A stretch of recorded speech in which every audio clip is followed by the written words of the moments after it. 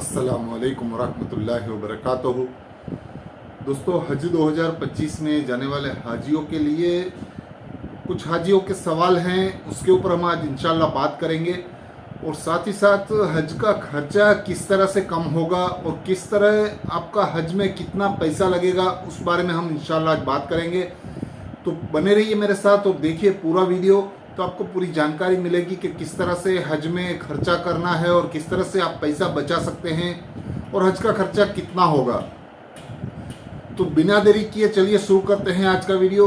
तो जो हजरात मेरे चैनल पर नए हैं, प्लीज़ मेरे चैनल को सब्सक्राइब कीजिए, लाइक कीजिए, शेयर कीजिए।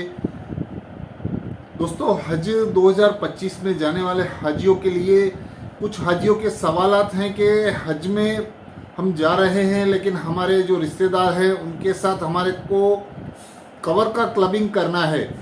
तो कवर के क्लबिंग के लिए पिछली बार मैंने 2-3 वीडियो में बात की है, फिर भी इस बार बता देता हूं कि हज कमेटी ने इस बार क्लियरली बता दिया है कि कवर क्लबिंग का काम बिल्कुल भी नहीं होगा। और जो हाजी कवर क्लबिंग के लिए रिक्वेस्ट करना चाहते हैं तो वो कवर क्लबिंग के लिए जो उनकी जायज़ वजह होगी, जैसे कि अपने माँ बाप के साथ जा रहे हैं और उनके कवर नंबर अलग अलग है, या तो उनके वालिद साहब के जा रहे हैं, वालिद साहब के साथ उनका अलग कवर नंबर है, इस तरह के कवर के ऊपर कुछ गौर किया जाएगा और हो सकता है कि उनके कवर को क्लब किया जाए। बाकी बहुत सारे हजरात हैं जो उनके रिश्तेदारों के साथ या तो अपने कोई आसपास के पड़ोसियों के साथ या तो किसी और के साथ आप जाना चाहते हैं और कवर क्लबिंग के लिए रिक्वेस्ट करते हैं, तो हज कमेटी ने इस बार बिल्कुल मना फरमाया है, बिल्कुल ना ही कह दिया है कि वो कवर क्लबिंग का काम इस बार नहीं होगा। और जो हाजी रिक्वेस्ट भेजते हैं उनका बहुत सारा हाजियों का यही सवाल है कि हम लोग उसमें किस तरह लिखना है और कैसे लिखना है। तो ये जानकारी भी अगर हो सकेगा तो मैं आपको स्क्रीन पे लगा दूंगा, और हो सकेगा तो मेरे कमेंट्स बॉक्स में या तो डिस्क्रिप्शन में भी लगाने की कोशिश करूंगा अगर हो सकेगा तो। नहीं तो आप खुद भी रिक्वेस्ट हज कमेटी को ईमेल के द्वारा भेज सकते हैं। आप एक ईमेल कर सकते हैं, आपके कवर नंबर दोनों आपके फादर साहब या तो आपकी वालिदा के साथ जो भी क्लबिंग करना चाहते हैं, तो उस कवर का कवर नंबर और आपका नाम, आपके पासपोर्ट का नंबर और इस तरह की पूरी जानकारी और क्या वजह है, आप किस वजह से आप दोनों के कवर को क्लब करना चाहते हैं, यानी दोनों कवर को मिला के एक साथ आप साथ जाना चाहते हैं, तो इस तरह की आप रिक्वेस्ट हज कमेटी से भेज सकते हैं। हो सकता है आपकी रिक्वेस्ट कबूल हो। 99% हज कमेटी ने बता दिया है कि कोई भी ऐसी रिक्वेस्ट एक्सेप्ट नहीं होगी, क्योंकि बहुत सारे हाजियों को अपने पड़ोसियों के साथ, अपने रिश्तेदारों के साथ जाना होता है, इस वजह से बहुत सारे हाजी रिक्वेस्ट भेज रहे हैं। उस वजह से हज कमेटी ने एक रिक्वेस्ट पहले से ही भेज दी है सभी हज कमेटियों को अपने अपने शहरों में कि इस तरह की कोई कवर का क्लबिंग नहीं होगा। तो आप रिक्वेस्ट भेजने की कोशिश ना करें, सिर्फ ऐसे कवर एक्सेप्ट किए जाएंगे या तो ऐसे कवर के ऊपर गौर किया जाएगा जो अपने वालिद या वालिदा के साथ अलग कवर नंबर में हैं, उनको ही ये रिक्वेस्ट एक्सेप्ट करके उनके ऊपर गौर करके उनका कवर क्लबिंग किया जाएगा। तो आप समझ गए होंगे मेरा कहने का मतलब क्या है। और दूसरी चीज़, बहुत सारे हाजियों के सवाल है कि उनको फ़्लाइट का एम्बेरिकेशन पॉइंट चेंज करना है। तो फ़्लाइट का एम्बेरिकेशन के ऊपर भी हज कमेटी ने पहले ही बता दिया है कि इस बार बिना कोई वजह से ये एक्सेप्टेबल नहीं है। फ़्लाइट का एम्बेरिकेशन पॉइंट भी आप चेंज नहीं कर सकते हैं, ना ही आप हज कमेटी को वो रिक्वेस्ट भेजिए, क्योंकि हज कमेटी ने इस बार लेटर के द्वारा बता दिया है कि आप हज कमेटी को इस तरह की रिक्वेस्ट ना भेजें। अगर आपकी कोई ऐसी मजबूरी है कि आपकी जॉब के ऊपर आ जाएगी, या तो आपको अपने जॉब के अंदर में कुछ प्रॉब्लम आ सकता है, या तो आपको ऐसी कोई वजह है जिसकी वजह से आपकी लाइफ में कुछ प्रॉब्लम आ सकता है, ऐसी वजह होगी तो उसके ऊपर गौर किया जाएगा। नहीं तो इस बार फ़्लाइट एम्बेरिकेशन पॉइंट भी चेंज नहीं किया जाएगा। आपको पता होगा बहुत सारे हाजी जॉब की वजह से हज के लिए नहीं जा सकते हैं और वो अप्लाई किए होते हैं, तो उनका कहना ये है कि हमारा कुछ पीरियड हमने अप्लाई किया है हमारी जो जॉब में, हमारे जो जहाँ पे हम काम करते हैं वहाँ पर, तो उस वक्त में हमको छुट्टी मिलेगी। तो उस वक्त के लिए आप हमें फ़्लाइट एडजस्ट कर दीजिए। ऐसी कोई वजह होगी तो हज कमेटी उसके ऊपर गौर कर सकती है, और उस हज कमेटी ने पहले ही बताया है कि ये कंफर्म नहीं है कि आपकी रिक्वेस्ट एक्सेप्ट की जाए। आप अगर चाहे तो एक बार रिक्वेस्ट भेज सकते हैं, कोई मजबूरी की वजह से, आपकी जॉब की वजह से कुछ आपको फ़्लाइट आगे पीछे करनी है या तो आपको अमेरिकेशन आगे पीछे करना है, तो आप बहुत ही ऐसी वजह होनी चाहिए जो हज कमेटी को एक्सेप्टेबल लगे तो ही हज कमेटी एक्सेप्ट करेगी। नहीं तो किसी तरह की कोई भी अमेरिकेशन पॉइंट की रिक्वेस्ट एक्सेप्ट नहीं की जाएगी और आप उसे भेजने की कोशिश भी ना करें। तो ये बहुत सारे सवाल थे हाजियों के। और एक सवाल है हाजियों का कि खर्चा कितना होगा, तो कितना पैसा हमको ले जाना होगा और किस तरह से हमें पैसा बचाना होगा। तो इस बारे में हम पूरी तरह से बात करते हैं। तो हज के लिए अगर आप जा रहे हैं तो पहले तो यहाँ से आपको पूरी तरह से तैयारियां करनी है। पूरी तरह से आपको सभी चीज़ों को यहाँ पे ही जमा करके आपके सूटकेसों में भर के ले जाना है, क्योंकि हज कमेटी ने सामान ले जाने के लिए आपको बहुत सारा जो आपको अरेंजमेंट किया है, जो आपको फ़्लाइटों में ले जाने के लिए, वो एक एक हाजी के लिए लगभग 47 केजीज का अरेंजमेंट होता है। यानी 47 केजीज यानी 2 बैग होते हैं 20-20 किलो के और एक बैग 7 किलो का। इस तरह से आप 2 बैग 20-20 किलो के ले जा सकते हैं और एक 7 किलो का बैग जो फ्लाइट के अंदर रहेगा आपके पास रहेगा। तो इस तरह से एक एक हाजी को 47 केजीज वेट ले जा सकते हैं और लेके आ सकते हैं। तो इसके लिए आपको सभी तरह की जो चीज़ें रहती हैं, जैसे कि आपको पकाने के लिए जो भी चीज़ें चाहिए, जो कि बर्तन हैं, जो इस तरह के बर्तन जो आपको वहाँ ख़रीदना ना पड़े, इस तरह के सभी बर्तन आपको जो ज़रूरत में लगते हैं वो सभी बर्तन यहाँ से आपको लेके जाने हैं। और इस तरह के बर्तन लेके जाएं कि अगर आप वहाँ पे ये बर्तन छोड़ दें तो आपको परेशानी ना हो, आपका ये बहुत ही ज़रूरी बर्तन ना हो जो आपको वहाँ आपके आने के तक आप अगर ख़रीदारी करते हैं तो आपको बर्तन वहाँ रखना पड़े तो आप रख सकते हैं। या तो वहाँ कोई गरीब होते हैं जो बिल्डिंगों में काम करते हैं, या तो कोई ऐसे हजरात वहाँ मिलते हैं आपको मक्का मदीना में, उनको आप दे सकते हैं बख्शिश के तौर पर। तो आपका ये जो सामान रहता है वो इस तरह का ले जाए कि आपको ज़्यादा इम्पोर्टेंट ना हो, और वहाँ पे आप अपने बैग में जगह करने के लिए वो सामान वहाँ पे रख सकते हैं। तो इस तरह के बर्तनों की चीज़ें लेके जाएं और सभी तरह की आप चीज़ें लेके जा सकते हैं। सिर्फ आप मैच बॉक्स ही नहीं ले जा सकते हैं। कभी भी ये गलती ना करें फ़्लाइट के अंदर ले जाने में कि मैच बॉक्स या तो लाइटर की जैसी कोई चीज़ ना लेके जाएं। और ख़ास करके जो हज कमेटी ने मना किया है अपनी गाइडलाइंसों में, और जो सऊदी गवर्नमेंट ने जो फ़्लाइटों के अंदर लेके जाने के लिए मना किया है, वो सब चीज़ें आपको नहीं लेके जानी है। इसके लिए आप एयरपोर्ट के अथॉरिटीज़ के जो रूल्स रेगुलेशंस लेते हैं वो भी आप पढ़ सकते हैं। और आपको ये सब जानना बहुत ज़रूरी है, क्योंकि हज कमेटी ने भी बहुत सारी ऐसी हिदायतें अपनी गाइडलाइंस में भी बताई हैं कि आप वो चीज़ें नहीं लेके जा सकते हैं जो फ़्लाइट में मना किया है। तो इस तरह की चीज़ों से आप बच के रहिए, और जो चीज़ें आप ले जाना चाहते हैं वो सभी चीज़ों को आपको लेके जाना है। और बर्तनों के बाद आपको खाने पीने की चीज़ों में सभी चीज़ों को आप लेके जा सकते हैं। सिर्फ कुकिंग ऑयल को छोड़ के सभी चीज़ें आप ले जा सकते हैं। कुकिंग ऑयल यानी लिक्विड प्रोडक्ट आप नहीं ले जा सकते हैं किसी तरह की, नहीं तो आपको फ़्लाइट के अंदर परेशानी आ सकती है। और कोई भी ऐसी चीज़ बैग के अंदर ना डालें जिसकी वजह से आपका बैग खोला जाए और आपको वो बैग को पूरा सामान आपका इधर उधर हो जाता है और बहुत परेशानियां होती हैं। तो ऐसी चीज़ों को लेके जाएं कि आपको आगे जाके परेशानी ना हो, और ऐसी चीज़ें साथ में रखें कि वहाँ जाके आपको वो चीज़ें काम में आए और आपको बगैर काम की कोई चीज़ ना लेके जाना है। तो इस तरह से आप खाने पीने की ऐसी चीज़ें लेके जाएं जैसे कि ड्राई फ्रूट्स हैं, सब बाकी सब दाल्स हैं, राइस है, और इस तरह के आटा है, और ऐसी सब चीज़ों को आप यहाँ से ही लेके जाएं। आपका एक आदमी का, एक हाजी का 47 केजीज वेट ले जा सकते हैं। आप समझ सकते हैं, आपका पूरा घर का सामान आप यहाँ से ही लेके जाएं।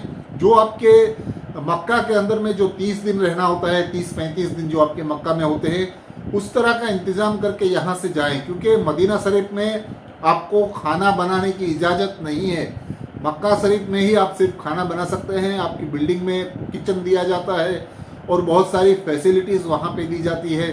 आपको बस सर्विस मिलती है और आपको इस तरह से ही किचन के अंदर में एक रेफ्रिजरेटर मिलता है, गैस स्टोव मिलता है और एक पानी का डिस्पेंसर मिलता है जिसके अंदर में ठंडा गर्म पानी होता है और इस तरह की बहुत सारी फैसिलिटीज़ आपको मिलती हैं। तो उसको आपको यूज़ करके आपको यहाँ से तैयारी करके जाना है कि उसको हम कैसे यूज़ कर सकें। और साथ ही साथ आपको अगर और भी खर्चा बचाना है तो आप चाय पत्ती की जगह पर आप टी बैग्स लेके जा सकते हैं और दूध की जगह पे आप दूध का पाउडर लेके जा सकते हैं, क्योंकि दूध वहाँ पे महंगा है, बोतल आपको डेली लेना पड़ेगा तो आपको खर्चा बढ़ेगा।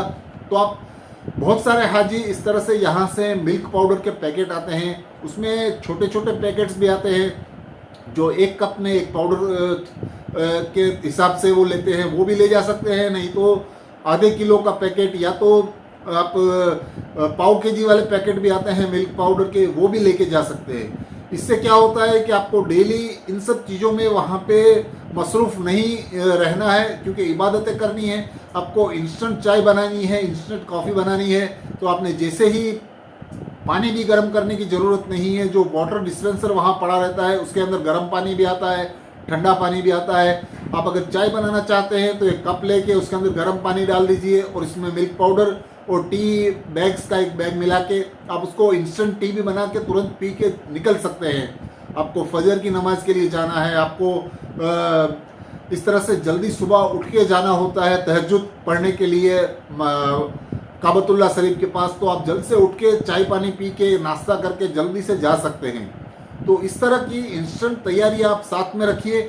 और साथ ही साथ में आपको जैसे ड्राई फ्रूट्स का मैंने आपको बताया, और इस तरह से ही आप बिस्किट्स वगैरह हैं और जो मिक्सचर वगैरह रहते हैं, जो आप फरसान जिसको बोलते हैं मिक्सचर, जो खाने में बहुत ही इजी रहता है। आपको अगर सुबह में यहाँ से नाश्ता बिल्डिंग से करके नहीं जाना है तो आप साथ में भी ले जा सकते हैं और फजर की नमाज के बाद आप काबतुल्लाह शरीफ के बाहर आप हरम शरीफ में कहीं पे भी बैठ के आप वहाँ पे नाश्ता भी कर सकते हैं और ज़्यादा वक्त आप इबादत भी कर सकते हैं, क्योंकि बगैर खाए पिए आप इबादतें नहीं कर सकते हैं, क्योंकि लंबा वक्त होता है वहाँ पे गुजारना और साथ ही बहुत ही चलना पड़ता है।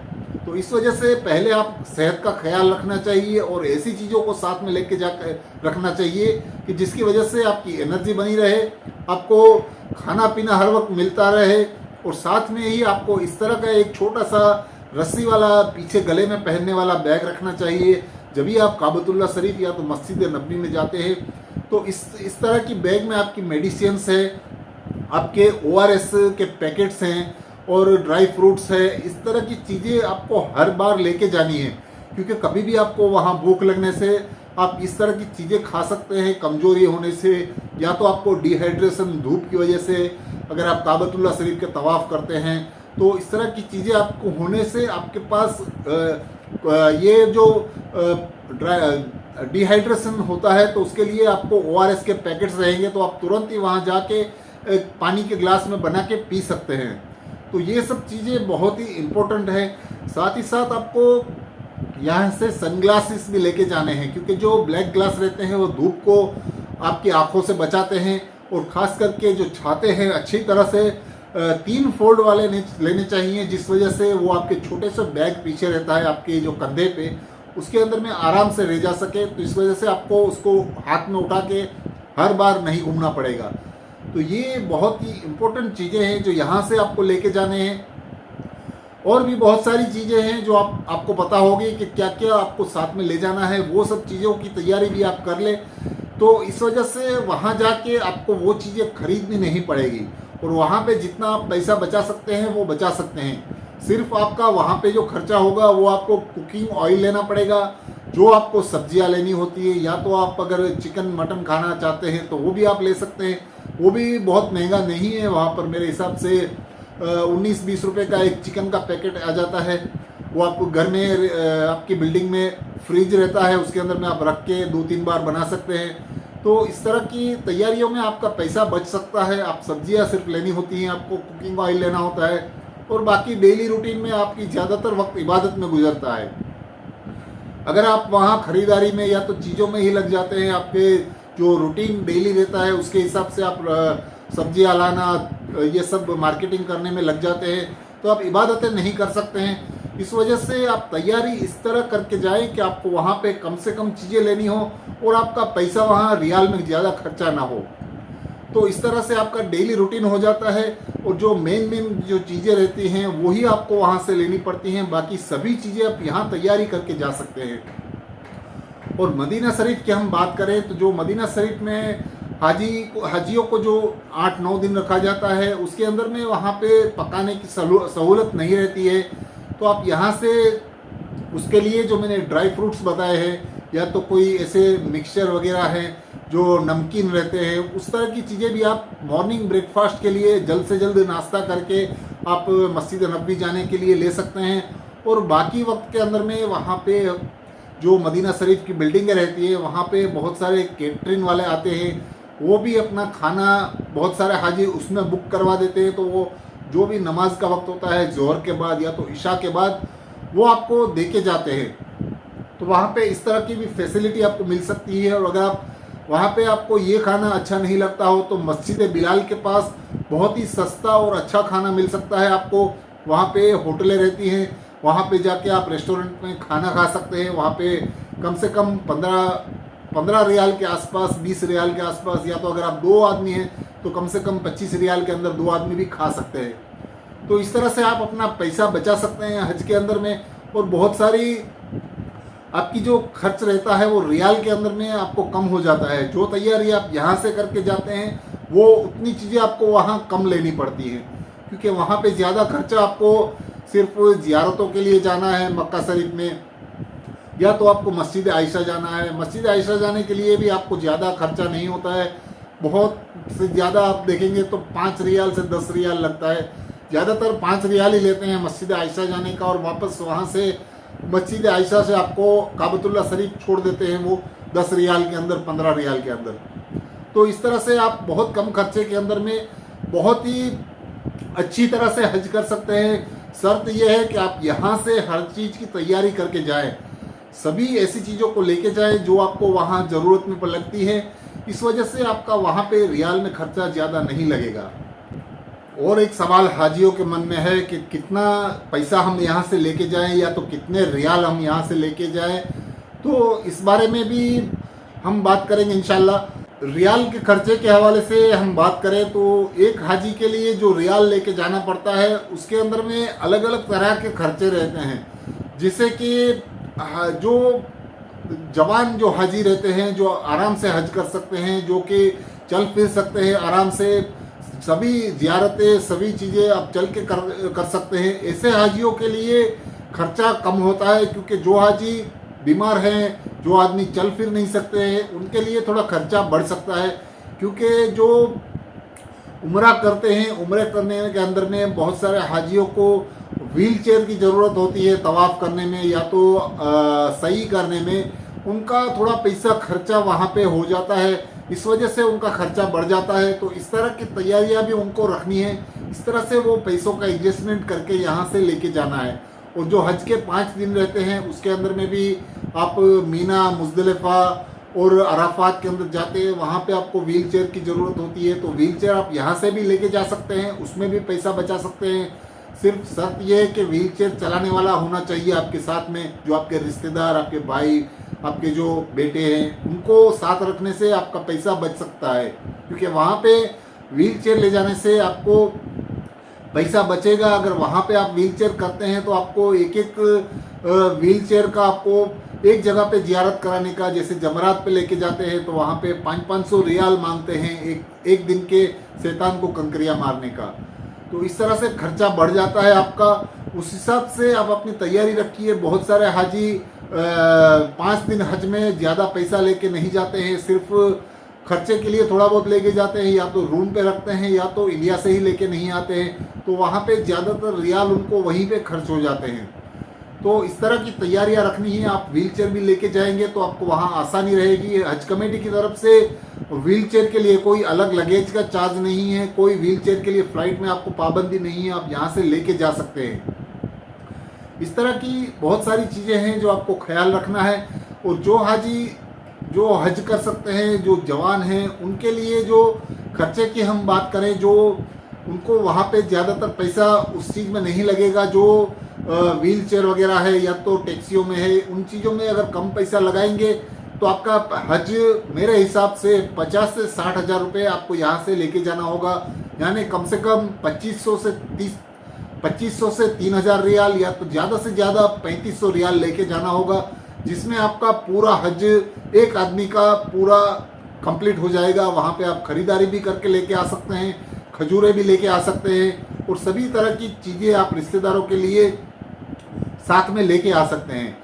अगर आपका जो मैंने पहले बताया था कि जो बगैर काम का सामान है या तो बगैर काम के कपड़े हैं या तो आप ये जो बर्तन वगैरह रहते हैं उन बर्तनों को या तो आपके जो कपड़े हैं या तो आप जो नहीं पहनना चाहते हैं उनको यहाँ वहाँ पे किसी गरीब आदमी को बख्शिश कर सकते हैं। जैसे कि आपकी बिल्डिंग में हमारे इंडिया पाकिस्तान वाले हाजी काम करते हैं, उनको आप दे सकते हैं तो वो भी खुश हो जाते हैं और आपके बैग में जगह भी हो जाएगी, जिसकी वजह से आप वहाँ से खरीदारी करके सामान भी लेके आ सकते हैं। तो ऐसी चीज़ों को यहाँ से लेके जाएं कि आपको वहाँ यूज़फुल हो और वहाँ पे आप उसको यूज़ करके अगर किसी को देना चाहते हैं तो दे भी सकते हैं, उसका भी आपको सवाब अजर मिलेगा अल्लाह ताला की तरफ से। तो दोस्तों यही है हज के लिए खर्चों के लिए पूरी तरह का ये वीडियो आपको कैसा लगा प्लीज़ कमेंट्स में बताइए और आप कहाँ से मेरा वीडियो देखते हैं प्लीज़ कमेंट में लिखिए। अल्लाह हाफिज़।